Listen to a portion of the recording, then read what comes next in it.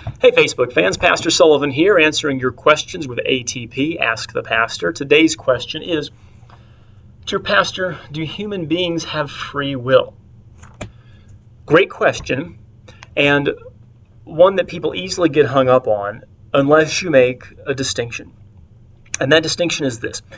You have to distinguish between things below us, which are earthly, temporal things, and things above us, which would be things of God, spiritual things. Now, regarding things that are below us, things dealing with this life, yes, you absolutely have a certain freedom of the will.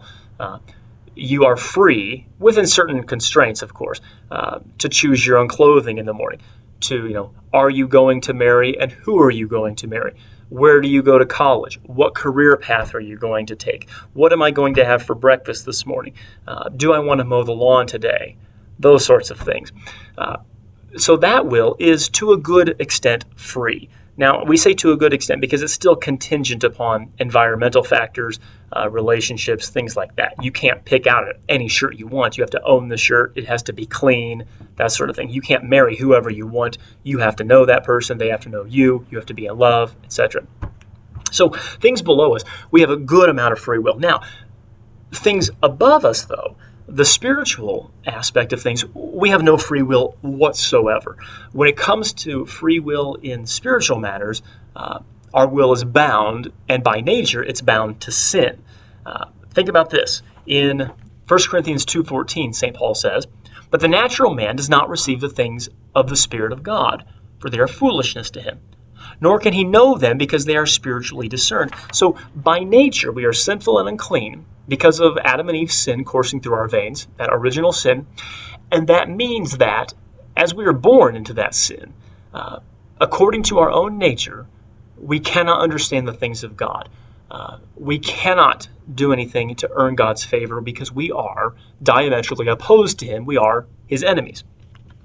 Not only this, but Paul goes on in Ephesians 2, verse 1, to say that we were dead in trespasses and sins. So spiritually speaking, we are a corpse. Now, everyone that's watching this, I'm assuming, has been to a visitation and funeral before. Have you ever seen a corpse do anything?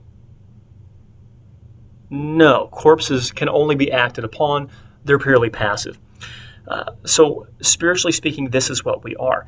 Finally, I would encourage you on your own to look up Romans chapter 6, but especially verses 20, 21, and 22, where Paul talks about originally we are slaves to sin, and by faith in Christ, then we become slaves of righteousness. So we're either in bondage to our desires and the will of the devil, the world and our flesh, or we are in bondage to Christ, and we are bound then to do good works, which he is doing in us. Galatians 2:20, verses like that.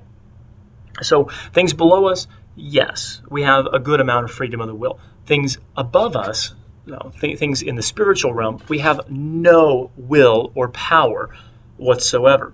Now, the practical application of this for us who live in North America, where the Protestants run the show, is that since you are by nature unable to understand the things of God and a slave to sin, what this means is you have no freedom to choose Jesus.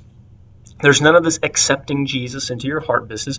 There's no business of choosing him or deciding to follow him. There's none of this business of surrendering your life to him or anything like this when you have the believer's prayers and these sorts of things. You don't have the power to do that, nor does your human flesh by nature even want to make that decision.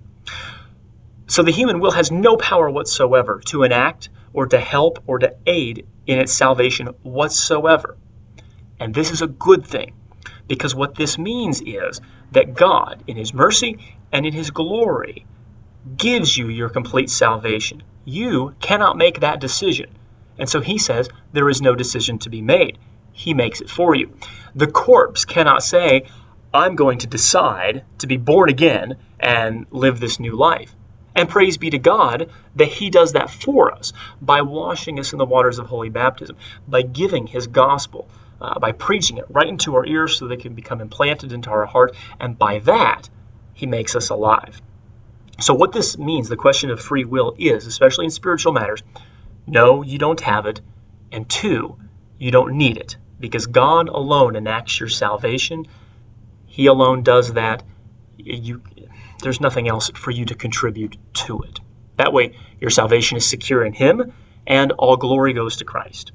That is, do people have free will? Keep sending us your questions to atpholycross@gmail.com, and we'll get them answered as we are able. Until next time.